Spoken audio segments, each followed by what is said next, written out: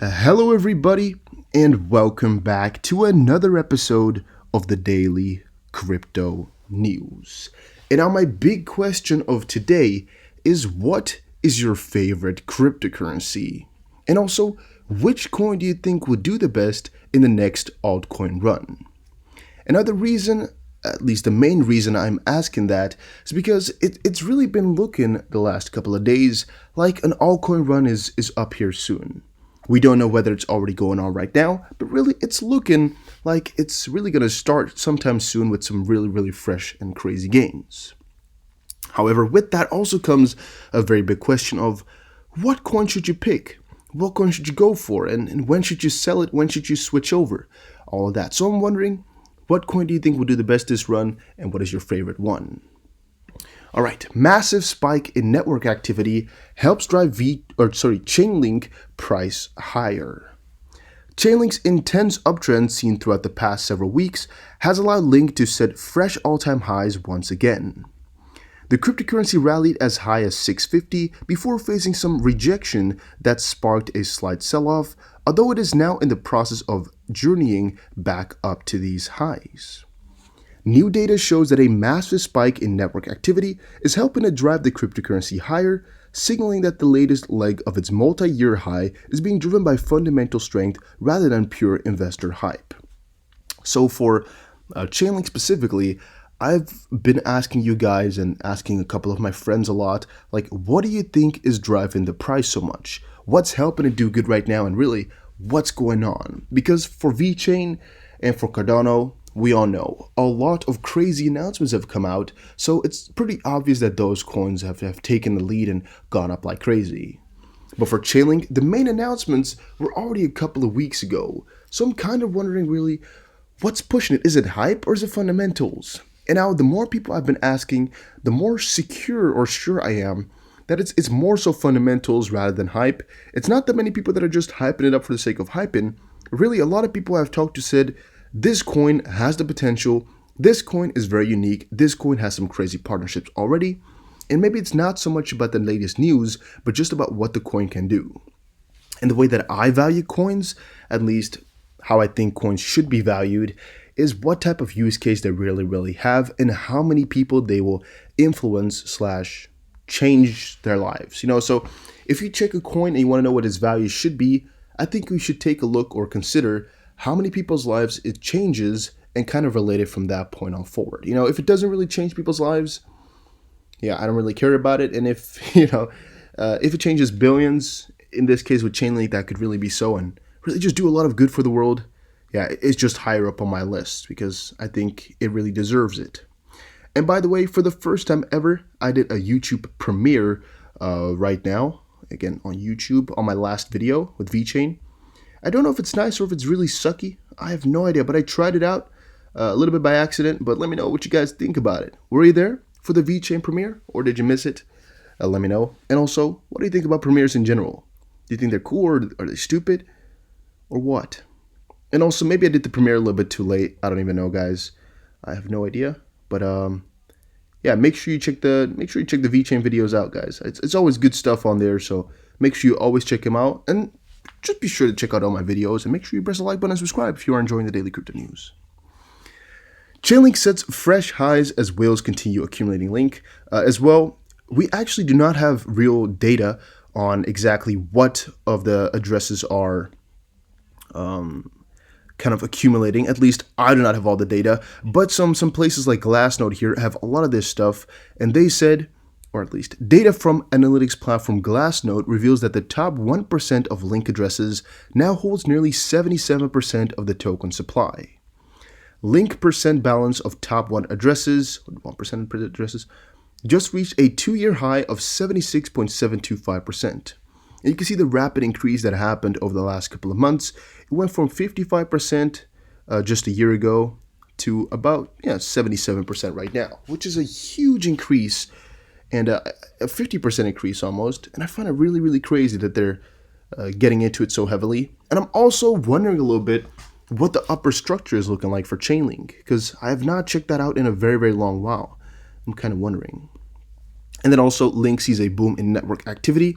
To quote, Link is continuing to see sky-high daily active addresses, indicating just how active the network has been. The 4 highest outputs in the network activity over the past year for Chainlink have occurred in the past 6 days.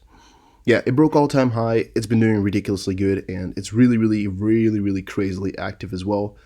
But I think a lot of good is to come for Chainlink, especially in the future now. They've set themselves up for real success, and I'm really excited to see where they're going to go.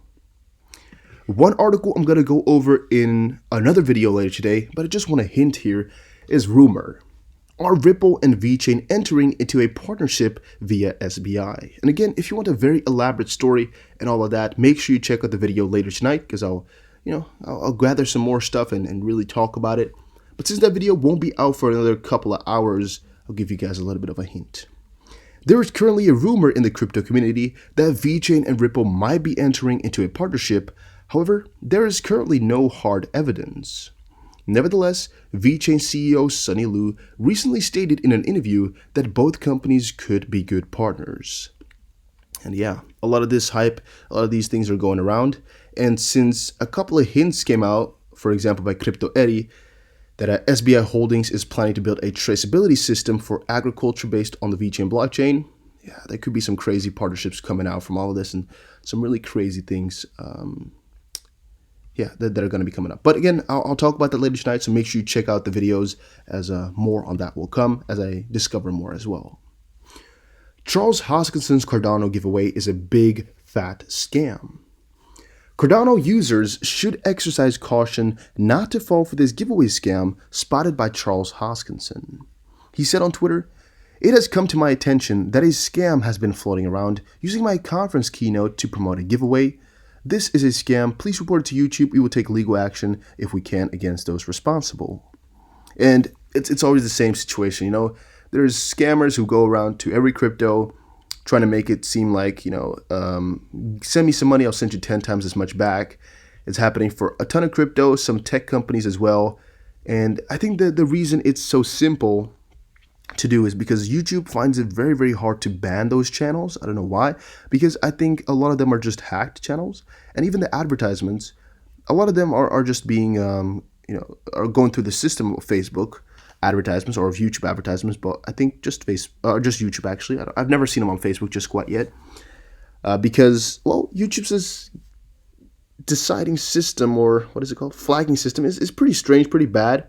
And yeah, it might take a couple of days before somebody really notices and all the flags will be taken care of. Even if you flag it 1,000 times, it could be that it takes another 3 days for them to find out. And within that time, they could easily just make another video on another channel and just get more done, right? Even if they ban the payment method, which they don't do because they're the customers and you are not, they'll just come back with another one because they're earning money, so they don't care. Why banks keep blocking crypto-related transactions? The close interaction between traditional finance and regulators is a key element in the development of the cryptocurrency industry. Now, of course, that is a very interesting subject, very interesting topic, but my personal answer to it all is there's just a very big risk that people are stealing money, and also, at least what I'm thinking, one is that some people are spending more money than they can afford to lose, / they don't know what they're doing most likely. And especially in this outbreak here, I think banks would like to hold as much money as they possibly can within their, system. So whenever there's big transactions coming out, I think they'll try to block it, which for our privacy and just our freedom is very bad. But I think that's what they're trying to do here. And whatever they say here, I don't really care, because I kind of feel like that is what's going on. But of course, you got to consider that a majority of this is all because of the safety for you, where I think they're scared that some hackers have gotten into it and trying to get it out. But here they're saying the CV crisis has brought many new users to the world of crypto. One of the main concerns for users, however, is whether their bank cards can maybe blocked due to purchases of crypto, or when withdrawing funds from a crypto account, can the risk be prevented? Another one, of course, is because of taxes, and some are fearing that taxes will be evaded and whatnot, but I think it's just a system where they're trying to block as much as possible for right now, but eventually it will go as many people complain. DeFi on top. Ampleforth AMPL, 30% and AVE lend lead today's altcoin boom as Bitcoin stagnates. Some coins are doing pretty damn good, and I'm wondering, what altcoins do you like? What altcoins would you like me to talk about? Put it in the comment section down below and I'll take a look at them and possibly report on them more often on the channel. Release is transforming the world's agriculture and fishery logistics through its blockchain-powered social commerce platform. And now, with that title, it kind of looked a little bit like VeChain, and I was wondering exactly what all of this was entailing and what it was all about. But a lot of people sent this to me, and it was read by a ton of people. But Taiwan, while the concept of social commerce is gaining traction, there are several inherent challenges that are hindering its growth. Among these, a few of the most prominent ones include logistics and supply chain inefficiency, the lack of effective communication between buyers and sellers, etc. To address these issues and more, Release Co. Limited has harnessed the power of blockchain tech and tokenization. Reading through this, I saw nothing of VeChain, and I'm assuming that they're going to be working with Release, that's really the name of this all. However, I still think all of this could be done with VeChain, and they wouldn't really need this release. But yeah. Bitcoin's rallied 4,000% after this signal flashed in 2016, and it's back again. Allow me to explain. Bitcoin hasn't made a higher high in a full year, so per definition, it's not a bull market. Bitcoin has made lower lows and lower highs consecutively for a full year, so per definition, it's a bear market. He wrote, referencing the chart below that shows BTC's price action and macro phases. Yeah, the theory holds though, I understand that. This has been echoed by Peter Schiff, the prominent gold proponent and investor.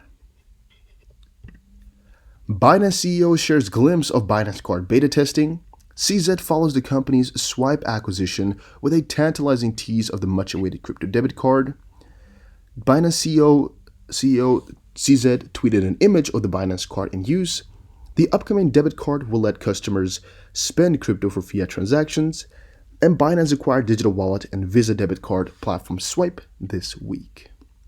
And last but not least, make sure you go ahead and follow me over on Twitter. I'm trying to do my best to just post more of the articles that I find important and more of the things that I think you guys will like and might have something on or might enjoy. So make sure you check it out. Make sure you follow me on Twitter. I'm going to get more active on there, and I hope you guys enjoy it. I hope you guys also enjoyed this video. If you did, make sure you press the like button and subscribe. And I'll see you guys again in another crypto video. Take care, everybody.